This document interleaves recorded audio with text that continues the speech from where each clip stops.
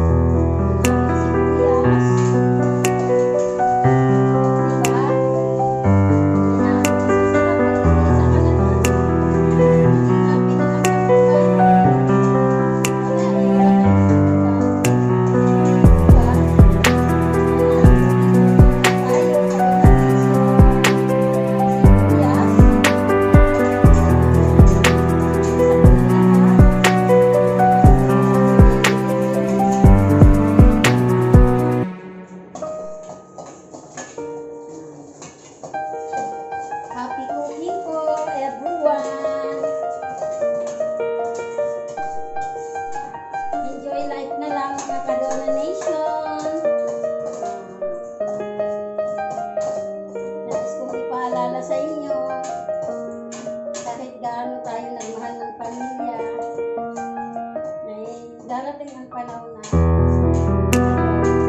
kailangan natin mag-isa kasi kanya-kanya buhay na sila. Kailangan natin tanggapin yung mga bagay na ito na ang chicken.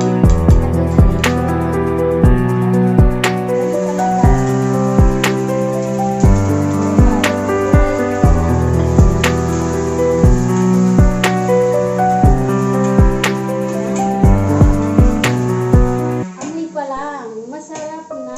Yan. Ito ang aking tanghalian.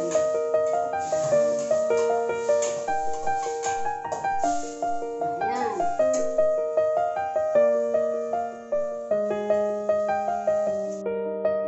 Ilalagyan na natin ng asin. Ayan, asin.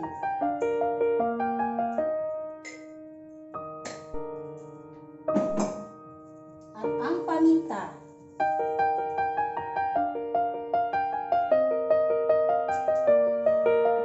Ayan, pakukuluin natin. Ating tatakpan. At 30 minutes, ilalagay na ang ating gulay. Ayan. Naglagay na ako ng 4 cubes. At saka ilalagay na natin ang sayote. Ayan.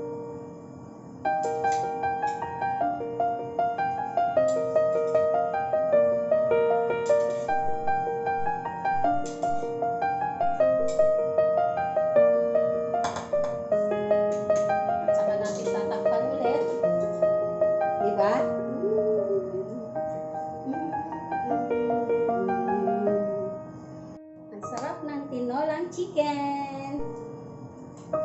Malapit nang maluto. At ilalagay na natin yung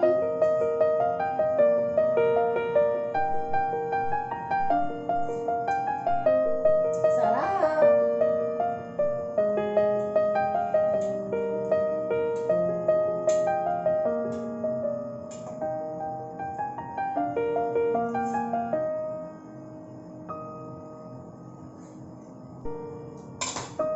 Sarap na.